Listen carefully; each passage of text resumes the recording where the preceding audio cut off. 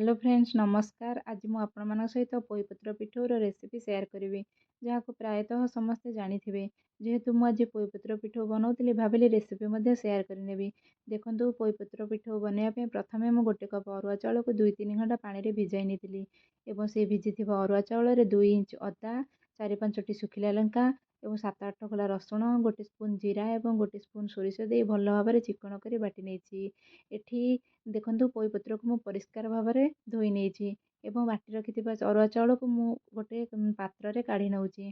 तापर मु धोई रखि पोईपत्र को चुना चुना कर काटी नेबी सबू काटिकी चाउल देहरे मिसई नेबी।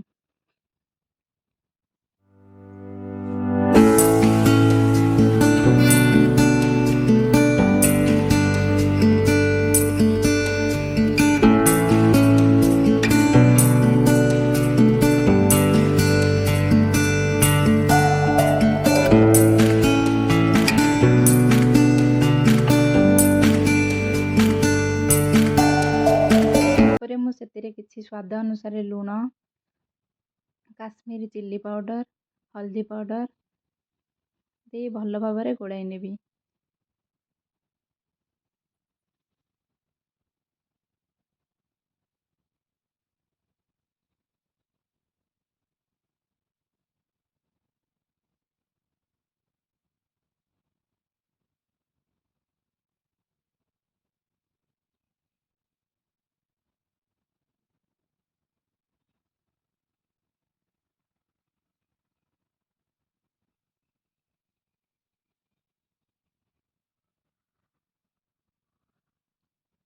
ये देखो मु बहुत भल भाव में गोड़ाई नौची भल भाव में गोड़ाई सारापर मु गैस रे तावा को गरम करी से तेल दे धीरे धीरे गोटे गोटे करी पोईपत्र पिठौ को सेकी नेबी।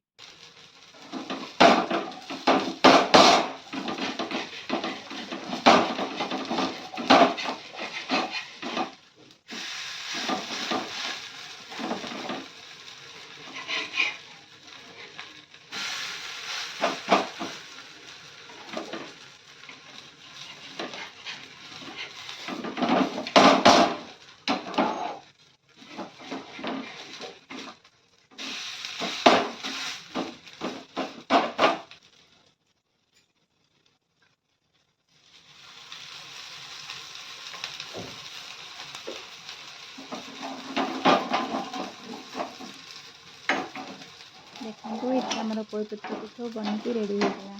यदि आपण मानक मो से रेसिपी भल लगी तो निश्चित भाव में लाइक करेंगे शेयर करेंगे कमेंट करेंगे और जब मो चैनल नुआ थे चैनल को सब्सक्राइब करने को जमा भी भूलिए। जय जगन्नाथ।